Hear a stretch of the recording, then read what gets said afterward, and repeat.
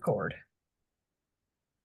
Hey everyone, welcome back to another chat with Kat. And today I'm extremely honored to have the wonderful Stacey on with me today. She's a naturopath nutritionist who helps you balance your hormones naturally. So we're going to have a great conversation today. I'm sure she'll share a ton of value with you. I was so intrigued when we met up before. So welcome, Stacey, today to the podcast. Thank you, Kat, for having me. It's an honor to be here. Yeah, I'm excited for what we're going to go through, and I'm sure that everyone that watches will gain a ton of value as well. So, Yeah, when fab. first getting started, tell me a little bit about your background and what led you to this point in your life today. Well, I was divinely guided into naturopathy. I somehow managed to enroll myself into the course without even actually really knowing what a naturopath was. I grew up in a very small country town where there was no holistic medicine essentially. So someone randomly handed me a flyer about a naturopath at a careers expo day, which I went to hours from our small town. And I just got the brochure. I was like, I'm doing this. And I remember taking it home to my parents on the farm, grew up on a massive 3,000 acre farm. And they're like, oh, cool, Stace. Like, what's this? And I'm like, I don't know, but I'm doing it. And I was so blessed to have parents who were just supported whatever I chose. So that's how I fell into it. And then in terms of specializing in women's hormone health and reproductive health and all things endocrinology, I was kind of forced into that because my journey has been a very colorful one in that I've pretty much experienced absolutely everything that could possibly go wrong in terms from a female vagina, reproductive system, or hormone thing. I've lived it and healed from it, and am now, I guess, a walking testimony that we don't have to let hormones rule our life. And I really do have, I guess, I get a quite unique approach to the way I view hormones compared to a lot of other therapists out there. So that's what I'm really passionate about. Yeah, and that's so important because it is something where there's a lot of information and it's really hard to figure out on your own sometimes when you just have no idea where to start because there is too much out Yeah. there. And I find that anything to do with hormone balancing is such a surface level approach. Like, take this herb, eat this food, which is all beautiful, right? Because they're natural approaches, but we're still dealing with surface level symptoms. And this is what I always remind people: your hormones are not the enemy, they are just the messenger. So if you're experiencing symptoms of hormone imbalance, that is your body screaming out for help because there's something else deeper that is out of balance, and the hormonal symptom is just your body going, oi, I need you, let's change something. So if Yeah. you suppress that message with a herb or a vitamin to suppress that symptom, you are missing an opportunity, and unfortunately the ramifications of that can come back tenfold down the track. That's right. Yeah, I love that you touched on that because it is true. Like until you get to the root of the problem, it's really tough to fix it at Yeah, the end of the day absolutely. until you Absolutely. can And I find. hate I hate saying talking about this, but the reality is chronic disease is everywhere.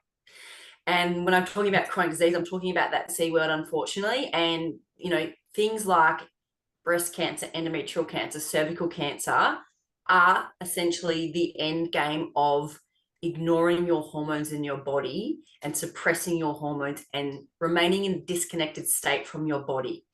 And Mm, we can avoid all of that. We really, really can. It's obviously a broad topic and there's lots to it. But if you just, whether it be taking that pharmaceutically prescribed hormone pill or even sometimes taking the surface level herbs and vitamins that don't get to the core, your body is just, that energy, that disconnection is just going to be suppressed in the body somewhere else. And that's where it ends up, unfortunately. yeah. Well, and our bodies are very intricate systems. Like people don't realize how Absolutely. connected everything inside of us actually is. So as soon as like one thing goes out of whack, that's not always where it started because it can Yeah, be the either domino up or effect. down, right? Yeah, absolutely. And I love what you said about it being interconnected, because my approach to helping women heal their hormones is very much a physical, spiritual, and emotional. I don't believe that you can heal Mm. one without the other two. And a lot of people are doing the physical thing, but just so completely disconnected from their spiritual health, or so numb from the emotional healing that needs to be done, because we live in a world where sometimes we're not given the tools as young people. So we Yeah, just suppress our trauma and our wounding and our pain. And it's that trapped, unprocessed emotions that is, again, will end up with your body screaming at you with hormonal symptoms. absolutely. So give everyone an idea of your testimony. Like, what was one thing you went through that you have healed and how you came out the other side and learned about your emotional, mental, and physical health? Yeah. Well, as a teenager, my periods were bad from the beginning in terms of they were never necessarily super, super painful then, but they were like from the moment I got my periods, I would get them every 14 to 17 days and they would flood for like 3 days. I didn't know any difference. I didn't even talk to my mother about it. Well, I didn't really at all, until I got into my 20s and I was like, and I started studying naturopathy. I was like, oh, hold on, this isn't normal. Like, it just wasn't the awareness, and we weren't having these conversations. So every 14 to 17 days, I would flood. There were so many times I would have to go home from school with my jumper tied around my waist because I bled through my clothing. And it was always such a distressing, when's it going to come? What's it going to be type thing. And Yeah. but I didn't know any different. And then as I got older, and even though I'd started studying and I was learning more, and I was, again, treating myself surface level, giving myself the herbs and the vitamins, and things kind of got better. But that's when I guess I started living the party lifestyle in my 20s. I was drinking a lot more Yeah. alcohol, all that sort of stuff. I was still taking great care of my health. I was exercising and my diet was pretty good. But, drinking alcohol, 3 nights a week with your girl still out to 3 in the morning, it's going to take its toll on one's liver, obviously. So my symptoms just kept progressively getting worse and worse and worse. So I was eventually diagnosed with polycystic ovarian syndrome.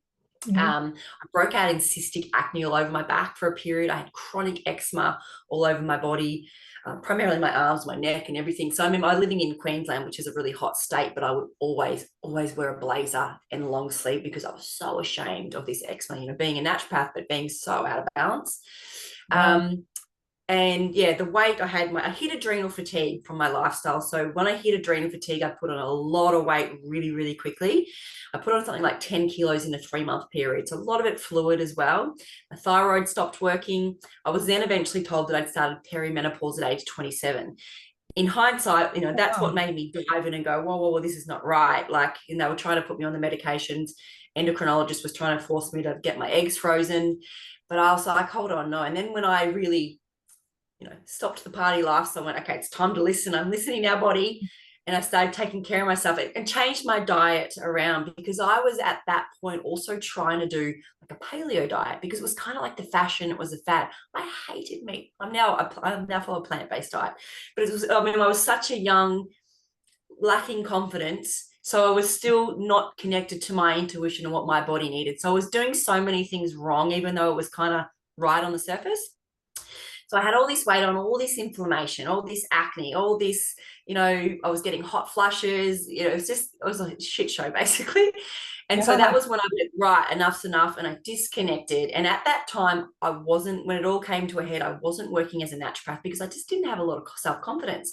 So I ended up taking this other job as a personal assistant and, just taking the easy road essentially. So for me, that was such a big spiritual awakening moment. My body was calling me back to my truth. My body was screaming at me, you need to Mhm. make some changes. So I actually moved away from where I was living, left my friends. I basically went into hibernation for a year and just took care of my body. But that's when I really started meditating and journaling and connecting with my body and listening to my body. And so within 12 months, all of my symptoms were completely gone. I was back to a healthy weight. My skin cleared up, my eczema was probably one of the last things to clear up because there was other layers there. But my hormones became normal, my periods became normal. I stopped having painful periods. They stopped being everything cleared, and it just was yes, some dietary changes, some lifestyle changes, but it was really just listening to the body and doing a lot of healing work around my self-worth, my self-confidence, my self-love. That was a big part of it. Yeah. And that's a lot of what none of us are taught, really, is like No, we're always looking for a physical symptom, like you said. yeah, And when you start to go within and you do start to listen and understand yourself from a totally different viewpoint, the answers are there. yeah, And I always absolutely. say, like when you stop talking and start listening, you have all the answers within you. Absolutely. Yeah, Yeah. absolutely. And I just want to share, and because I said how meditation was part of my journey, it Hmm. was my version of meditation. As a someone in her 20 who has very ADHD tendencies and is busy and always active, high achiever, I couldn't just sit and meditate. That is not what I did. For me, it was very, very different. It was, listening to guided meditations, doing walking meditations, doing more active meditation, because that's all I had the capacity to do at that time. And I just love to share that though, because so many women can really relate to that. They've never meditated. They don't know how. They think they're doing it wrong. We get stuck in our head. They can't manage the thoughts, and it's just, too hard. So know that meditation for me was also just more than just stillness, just Yeah. slowing down, being with yourself and just observing. You don't have to meditate, perfectly to get the answers. Your body will share them so willingly when you are just ready to listen and slow down, basically. Yeah. And would you say for you making all those changes in that 12-month period, did you find it overwhelming? Do you find it easy to be habitual? Like, what were some of the things that you were going through on that journey? Because a lot of people have a tough time just getting started and then feel Yeah. that overwhelm in the beginning. Oh, look, absolutely. I mean, because I had my naturopathy background, when I did really take the time to really dive in and understand what was going on with my body, it made sense for me quite easily. So I can understand how it would be really overwhelming for a lot of people. I made radical change because that's kind of the person I am. So, like, I left state. So I knew I had to leave all my friends. I'm an extremely social person. So when you're getting the text message every Thursday afternoon, Friday afternoon, hey, let's catch up for a drink, I was always going to go. So I had to make a radical change, leave the Mm-hmm. state. I took a job in a naturopathy clinic. So I just completely changed. And so because I moved to a town where I didn't know anyone, I mean, I did know one person, a guy I moved in who I went to high school with, but I didn't know, I had many friends. So I really just knuckled down for 12 months. And, my routine was, gym, and I changed my diet and I did all these things. So there was a lot of, like, I was struggling with a lot of depression at that time as well. Like, I remember I did actually have I'd work all day and then I'd come home and I'd cook my very, very clean meal and I'd watch Home and Away. I don't know if you guys know Home and Away in Canada, but it's this really, really cheesy Australian drama who Oh, okay. it's like laughing because it's kind of like sums up the level of my emotional well-being, the fact that I lived for Home and Away. Yeah, like I'd get home from work, I'd cook, watch Home and Away and I'd read and research and, listen to podcasts, and then I'd go to bed, and that was just eat, sleep, repeat every day. So it was like Yeah. my life was just immersed in these love story dramas of Home and Away, because I had nothing else going on for me at that moment, because I'd chosen to really seclude myself from partying, from dating, from everything, because I hated myself. I was so ashamed of how I looked with the acne, the eczema, the overweight. I didn't want Yeah. to date. I didn't want to be around anyone. So it was kind of, that's where I was getting my fix through this Yeah. cheesy Australian drama. And then after that 12 months, so you've gone through everything, you feel better, you lost the 10 kilos. Um, how did it progress from there?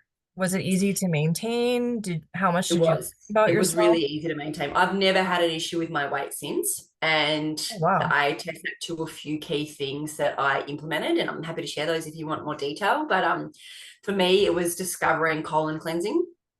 Okay. And so that's one of the major things that I do with women. I have a free online course that you can jump on and get all the videos and all the instructions. Um, the colon, think of it like the rubbish bin of the body. I was someone who had struggled with chronic constipation my whole life. Mm, And when I say chronic, like, would skip, probably go every second day, even though I was drinking all the water and exercising, and it just would get worse and worse every year. But so the colon is like the rubbish bin of the body. It's also the primary site where we house all of our gut microbiome, like 80% of it. A lot of people think the gut, yeah. the stomach, that's where all our gut microbiome, but it's more the colon and the bowel. So because of the chronic constipation, my gut flora was completely disordered. I had overgrowth of bad bacteria. I had a sugar addiction for many, many years. So I had, a lot of candida as well, overgrowth, bad bacteria, most likely parasites. So when I started cleansing the colon through this 3-day process that I put all my clients on now, 3 days of juice fasting, we use a colon cleanse powder, and then we implement enemas, in particular coffee enemas. I started doing that, and I still do that about 3 times a year. And it just resets your gut microbiome. It flushes the liver with the coffee enemas. It is an opportunity to really boost that beneficial bacteria, which is a key part for hormone balance. People don't understand how crucial your gut microbiome is for balancing your hormones. So Right. I do that 3 times a year now. And like I said, I've never, ever put on weight. I've never had eczema since. It's been about 10 years since I've had eczema. Wow. So it's just, these are things I do. And I'm a daily coffee enema person, which, a lot of people have a lot of fear around that, and I like to tell me that I'm wrong and I'm irresponsible for doing it daily. But for me, I feel amazing. My skin's clear. I've never had to worry about my weight since my hormones, my periods pretty well every month are a breeze. Um, unless I know that I get out of balance a little bit, like if I eat out a few too times or I have a few too many wines or something, and I'll go, oh, cool, time to rein it in again. And I've got the protocols up my sleeve that, and when I say they get a bad balance, I might just have some sore breasts or something before that period. And I'll go, oh, thanks, body, for letting me know my estrogen's creeping up a little bit. I got to take better care of that. Yeah. Right. So they're the things that I do really, really regularly. My journey after that initial 12 months took a turn in that physically, apart from the eczema still hanging around for a couple of years, then the next piece of the puzzle for me was really the emotional healing at a much deeper level. So I actually found myself in a relationship when I moved. So I moved back to where I originally was, essentially. Found myself in a relationship with a man who was completely wrong for me. But Okay. and I speak about him with nothing but love and forgiveness. I actually have a child with him now, and our relationship will be the best it's ever been. But he had his own demons. I had my own demons. Essentially, that whole journey, he was extremely unfaithful the whole time. And he was just simply a vibrational match for the lack of self-worth that I had. So it was an extremely Right. stressful 5 years where I was constantly being lied to and cheated on. And so my self-worth, my self-love just kept plummeting further and further and further. When I finally left, and did all the forgiveness, all the healing work, and all the real, like the hard work on Hmm. healing my self-love. Like I said, him and I have a great relationship now. He's a great, brilliant father. So, but I've now called in I'm now married, and I have a beautiful partner who I trust with all my heart and I love. But it was a really hairy few years of just being reflected how I felt about myself. And I take full responsibility for that. I called in a partner who modeled how I felt about myself. So I don't have any blame or anger towards the infidelity and all that sort of stuff, because on one level, unconsciously, I was allowing Yeah. it. I was a vibrational match for it. And it was an extremely painful, extremely stressful time. I think that's why the eczema persisted for longer, because again, it was just a manifestation of my lack of self-worth and how I felt about myself. So that was that next step. But I can honestly say, yeah, I've healed from that. And I have the most perfect husband I could have ever hoped for. So that was sort of why, I guess, even more that it's so important that we do the emotional healing work. We can't just clean up the physical. You've got to Yeah. do the deep inner healing as well, because a big part of what I teach women in our premenstrual window, in our perimenopausal years, unprocessed, unhealed trauma and wounds is what essentially PMS is. It is Okay. the emotions coming up, they're always resurfacing. Because I think so many women get a bad rap. We're told we're crazy, when you're going through your hormonal changes and you feel your emotions so deeply and so intensely, and Yeah. you can be reactive and you're screaming and shouting and you feel crazy, and society just goes, oh, well, she's perimenopausal, she's a bit crazy. And it's like, you're not crazy. What you are feeling in that moment is the wounds, the limiting belief that you've been stuck in. And in those moments, you definitely retract to that inner child where that wound first took place. So this is why you can feel irrational and emotional and unreasonable, but it's a real thing, and it's giving you such information about that deeper wound that needs to be healed. Yeah, it's like that child crying out, like they want the love, the acceptance, feel Yeah. safe and supported and Absolutely. Everything you're feeling is valid. And let's just use an example. For example, you start blowing up at your husband because he's not leaving the toilet seat up, or he's not made enough time for you. And, like say, if your husband might be a really kind person, but you're still angry at them, and you try and tell yourself, don't be unreasonable, don't be a bitch, don't be unreasonable. But it's like, you're not being unreasonable. For whatever reason, he's not meeting an emotional need of yours. The problem is women can't intellectually understand that. So how can you mm, communicate that? And so then how can he hold space and help you heal that? That's the biggest disconnect that goes on through a lot of relationships. And yeah. that's what I'm really, really passionate about. My husband and I are actually running a retreat, our first ever retreat together. And it's all about this, helping you connect with your heart and can be able to understand your unmet emotional needs, to be able to communicate those, and men and women then working and living harmoniously together. Because again, I had an incident recently where I felt really rejected by my husband, and it was over the silliest little thing. In my mind all day we were going to have a bath together, and then he kind of just dismissed it casually because he had made other plans and we hadn't communicated. And it really broke my heart. Like, it really hurt my feeling. And I've noticed myself going, be angry with you, like you're jerking. I was really, but I was like, you're being unreasonable. He had other plans. You didn't know about it. He's done nothing wrong. But I was just like, there was this need to want to punish him because I felt so rejected in the moment. Knowing this and having a lot of self-awareness, I took myself for a walk because he would have known that I was shitty if we had still been in vicinity. And then he would have gone, what's wrong? What's wrong? What's wrong? And I wouldn't have been able to help myself, and I would have found a way to blame him for the way I was feeling.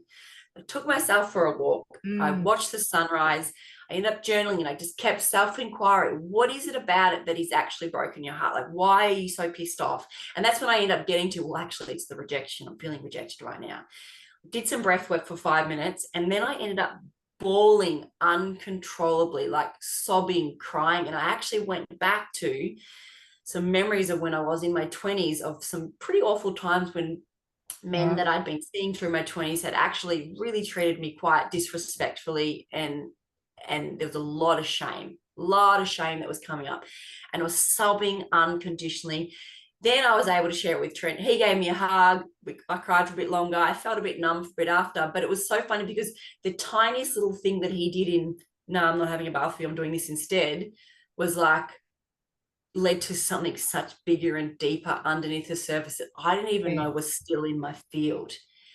And that trauma that I went through in my 20s, where I was really quite, rude, I was quite a horrible situation, was actually really quite damaging to me. And I didn't know it. And it would Mm, have led to hormonal imbalances and, like diseases down the track. So it's like, recognize your emotional outbursts, your triggers as an opportunity to heal at such a deeper level, which is really, really beautiful. yeah. And that's what I teach as part of my programs, a step-by-step process called emotional evolution, how to identify the triggers, how to see them, how to understand the unmet emotional need, that what that inner child needs, and how to transmute that and then create a new vibration for yourself, a healing vibration. Yeah, that's so beautiful. And that's so amazing that you and your husband are doing a retreat together. Yeah, it is. Is that an Yeah, in-person event? yeah. So we're Yeah. doing a 3-day retreat in person. So it's going to be, there's a few nerves there because it's the first time we will have taught like that together. So, Yeah. we'll just, how's it all going to go? But yeah, I'm so excited for it. Yeah, really, it feels so, it's such a beautiful reminder to see from where I came, where, in that relationship that I spoke about earlier, where I was basically begging him to spend time with me, whereas he was out fishing, camping every weekend, and then now I've got this man who wants to spend every day with me. And it's like, you got to do the work to change your situation though. Like I've called in complete polar opposite men because of the changes that I've gone, the change in my self-worth and understanding me and knowing what I need. So in speaking up and learning how to ask for what I want to now, which is great. Yeah. And being safe to be able to communicate too. Like know that you guys are both supporting each other. So there isn't that judgment or that like fear coming up of like, oh, Absolutely. what if I Yeah. make you mad or whatever? Oh, absolutely. And so many women are stuck in that because we've been told at various points in our life that we're too much, we're too needy, all these things. So we hold back what we truly desire. And it just, you're living that relationship becomes inauthentic if you're not truly bringing to the table everything you need and desire. Again, you have to be willing to not necessarily get all your desires, but at the very least, if you don't ask for them and share them in a loving, open way, well, how can they meet your needs if you're not bringing to the table what you actually need and desire? Yeah, absolutely. That is such an important thing to bring up too, is that as soon as you said like your needs not being met, it just like clicked for me, or like you're being too needy, you're being too clingy, all these things. And Yeah. like even just having this conversation, I'm like, wait a minute. I'm, that's like a little trigger there. Yeah, absolutely. Because this is the thing also that a lot of people don't, because we've got all our own wounding from relationships with men or even with our fathers and something. But actually, what I truly believe is men are programmed to want to meet your needs. They don't know what you need though. It's like you got to spell it out though. But if you present to a man, hey, I really would love to spend some time with you this afternoon because it would make me feel really loved or special. A man will 9 times out of 10 go, oh, drop what they're doing, or okay, let's schedule in the time now once I finish doing this type thing. Whereas most of us are just feeling rejected and shitty and cranky that our man's not giving us the attention we desire. So rather than actually Yeah. communicate that, we just crack the shits and go about our way thinking that they understand what we want or what we need. And they don't, and they never will. And when you understand that, it makes it so much easier to go, they're never going to get it, they're not meant to get it. But if you communicate from a place of open heart and just, hey, I really desire to spend time with you, versus, oh, you need to spend time with me, you're this, you're that, you're that, what we naturally go to, the blame, Yeah. then that's where we end up getting men and women just growing further and further apart in our relationships, unfortunately. Yeah. Absolutely. I do want to touch on one more thing. You Yes, were please. mentioning the coffee enemas. So, Yes. for somebody that has no idea what that is, Yeah. what is it? Yeah. Look, it's absolutely, when you think of a coffee enema, what the hell? It's very um, weird to think about it, but there's a lot of method to the madness. So, coffee, specifically organic coffee, has an active constituent in it called palmitic acid, which is a vasodilator. So when you administer coffee rectally and you basically retain this organic solution, all the bile ducts in your liver dilate. You retain the coffee solution for 12 minutes. And in that time, your blood circulates around your entire body through the liver 7 times. So every impurity, every thing that should, chemical toxin that shouldn't be in your blood, is then cruising through the liver, getting trapped in the liver. And then when you release that enema, obviously into the toilet, you're detoxing and clearing out all these impurities from the blood. And so this is why it was such a beneficial thing for my eczema, because obviously the eczema was toxins and inflammatory things coming out of my skin. So you Yeah. start to filter the blood. What happens is that also it starts to flush and cleanse out the gallbladder. It also clears out all junk and muck that's stuck all through the colon and everything. So we're basically just spring cleansing your body, which is brilliant for hormone regulation, for weight management, for clearing up brain fog, for clearing up your skin. The list goes on, digestion. There's literally so many benefits. And it's, such a weird concept to get your head around. Why would someone do that? But it's been, the coffee enemas were just made famous, I guess, by Dr. Gerson, Okay. a doctor who did a lot of treatments for cancer. So there's lots of science behind them. And yeah, a lot of people can't get their head around it and think it's weird, and that's totally fine. But it's been such a huge tool in me. Like I said, I can eat what I want when I want, and I never put on weight. My skin, I've never had to worry about eczema for the last 10 years, or acne. Yeah. Like I was getting cystic acne in my back and all this stuff. And I've never had to worry at all, which is, so for me, it's just a no-brainer. It takes me 15 minutes. I meditate while I do it. And it's just a really brilliant thing for my journey. Yeah. For someone who may not be comfortable in that scenario, what else would you offer them? So there is the option of doing colonic hydrotherapy, where you go and have a therapist, like in a room with a therapist. Some people can feel more comfortable about that. If you don't want to do the coffee enema at all, you can do the juice cleansing element, plus the colon cleanse powder.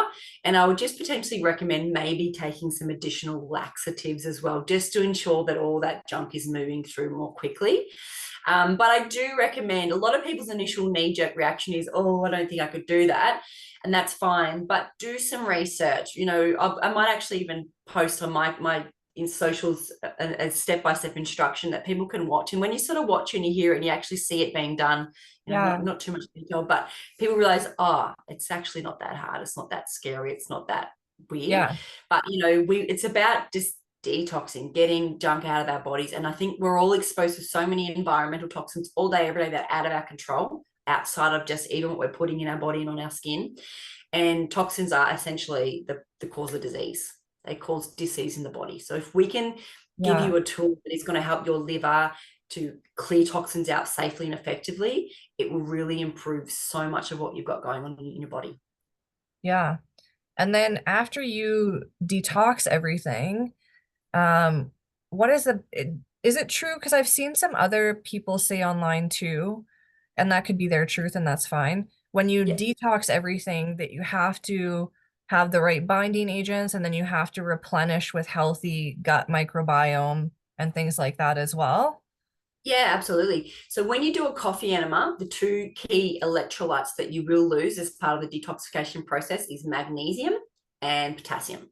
So you definitely, the rule of thumb I teach my people, that every day that you do a coffee enema, you want to follow that with a cold pressed juice, so with greens in it, or at the very least, some coconut water, okay? Or you can take some high electrolytes.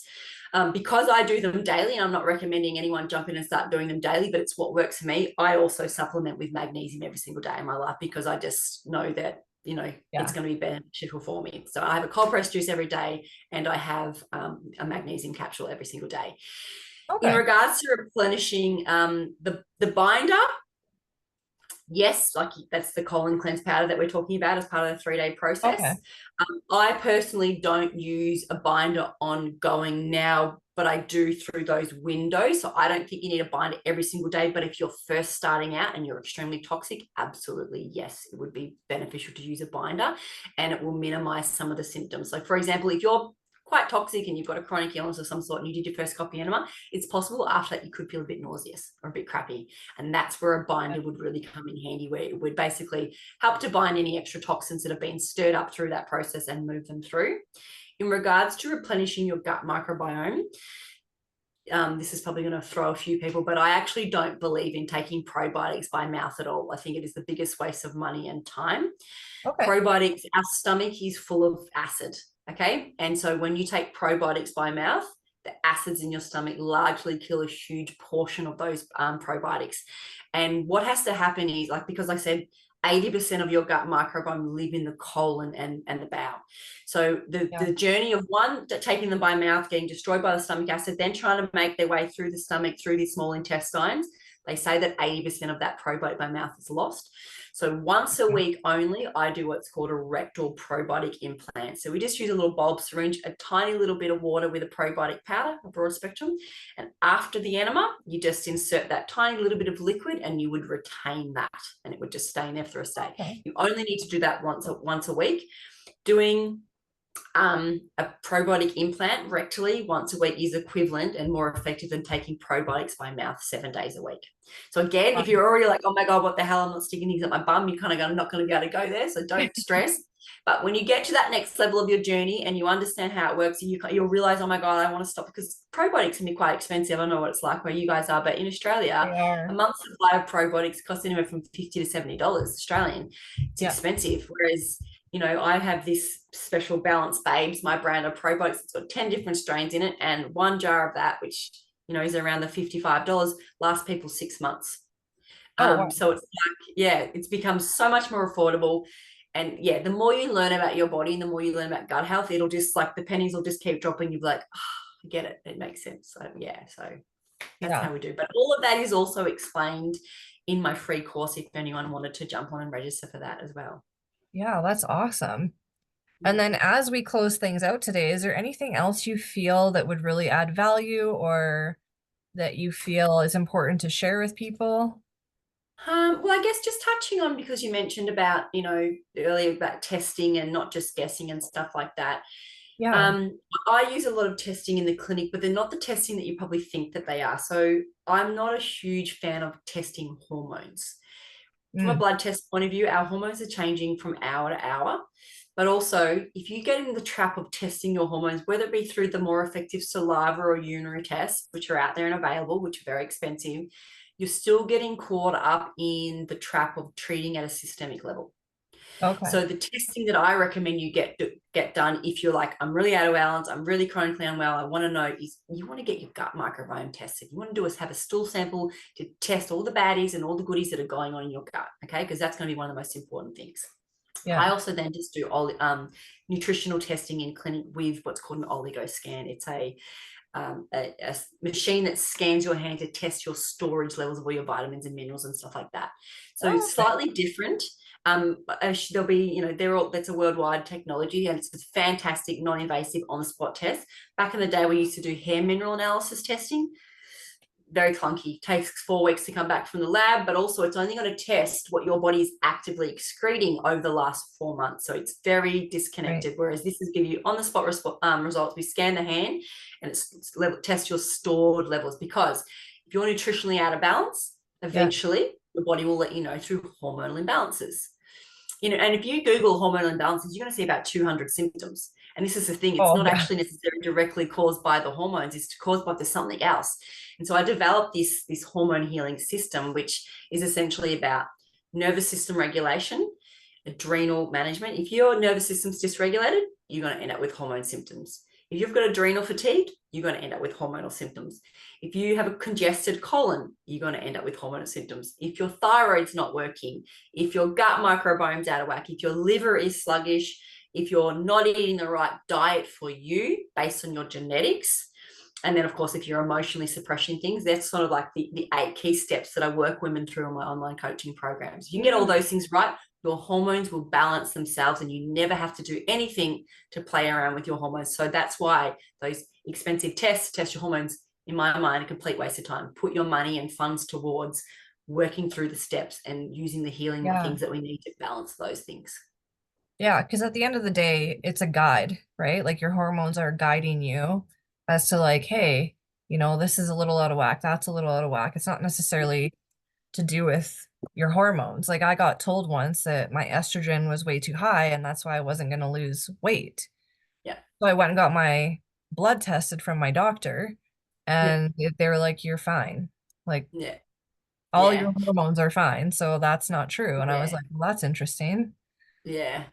Bloods are a very poor look at your hormones. I wouldn't recommend, because when they test your blood, they only test estradiol. Estradiol is a hormone produced by your ovaries.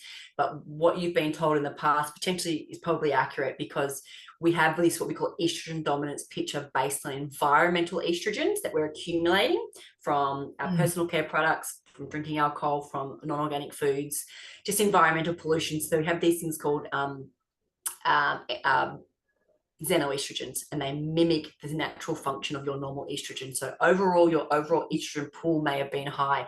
The blood test will not measure all these xenoestrogens though. The other thing is these excess estrogens are the poorly metabolized, not broken down estrogen that your body's naturally produced. So to explain that very briefly, your ovaries and whatever produce the estrogen. It travels everywhere in the body to where you have estrogen receptors. It attaches to that receptor site. It brings about the hormonal change that is necessary. Once it's finished doing that, it needs to detach from the receptor, goes back into the bloodstream, and that is when then the liver and the gut microbiome break it down and clear it out of your body. Those two functions are largely impaired, and so you get this unprocessed, unmetabolized estrogen building up in the system, building up every month, because you get Uh, this surge every month, and that just keeps building up. And then over time, that's when we eventually get the painful breasts, the mood swings, the weight gain, painful periods, heavy periods, because it's like the buildup of estrogen over time, because your liver and your gut microbiome aren't clearing it out and recycling it each month. mm. Yeah. Okay. Hmm. Very interesting. Yeah. That is so awesome. And everything today was so helpful and it definitely gave me a whole new awareness on your health and your hormones and how everything works together. Where can people connect with you, Stacey? Amazing. So I have my online academy, which is thebalanceacademy.com.au. And that's where you'll find my free course for the colon cleanse program. And then also my other coaching programs are all listed on there. But also social. So Stacey, Stacey _ balance babes on my Instagram. Obviously, I'm doing a lot of lives, a lot of sharing, a lot of information that's all free for you to access there as well. And I've got a Facebook group as well. So on all the socials. Yeah, that's awesome. And we'll definitely tag it in the show notes so that everyone has access to it as well. I just want to say thank you so much for coming on today, for taking the time to spread this awareness and this passion of yours to really help women understand themselves better. I do appreciate Yeah. it. Thank you. You're welcome. Well, thanks for giving me the platform to share what I'm passionate about, because what I really want to just leave you with is that, hormonal change and going through stages of your life like perimenopause, they don't have to be hell. You can absolutely breeze through it when you understand your body and you understand, and again, you tick off those steps that I talked about. It can be really, really simple. It doesn't have to be a time Yeah. that you dread, and you don't have to lose your relationship over it, because I've heard some absolute horror stories that could have been avoided, and that just breaks my heart. Yeah, that's a good point. So if you're somebody that is really struggling at that time of the month or that time in your life and you Yeah. feel extra hormonal or bitchy, Yeah. No, it's not your fault, it's not your but it is fault. your responsibility. But it is your responsibility. We as women can't expect men to, yeah, understand what's going on. But when you can understand what's going on, the whole thing can just be smoothed over perfectly. It's beautiful. Yeah, like we're not telepathic and it goes for any type of relationship, whether it's a friendship, work, anybody you interact with, really. I always call like a relationship, because no one teaches us how to communicate, like send Mm-hmm. and receive messages. Yeah. That's why I think too, like a lot of communication gets lost, especially when we Yeah. have our cell phones and people are texting. There's no emotion behind it, and Yeah. people read it in the emotion that they're in. So it is very important. Ah, such a good point. Yeah, you're right. Such a great reminder. And also just that simple difference between men and women too. I mean, we can usually, Yeah.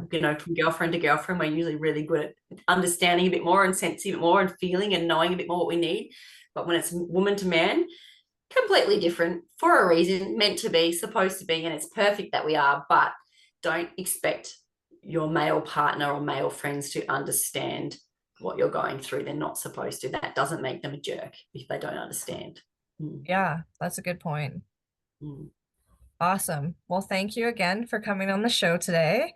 Thanks for Um, having me. Like I said, I will take everything in the show notes so you guys can go. Please like, comment, share, subscribe. Get in the comments and share what you enjoyed the most about this episode so that we can connect and give you more of what you guys are looking for.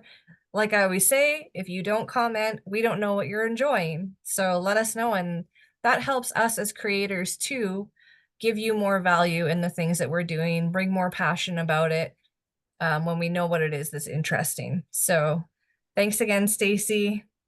You're welcome.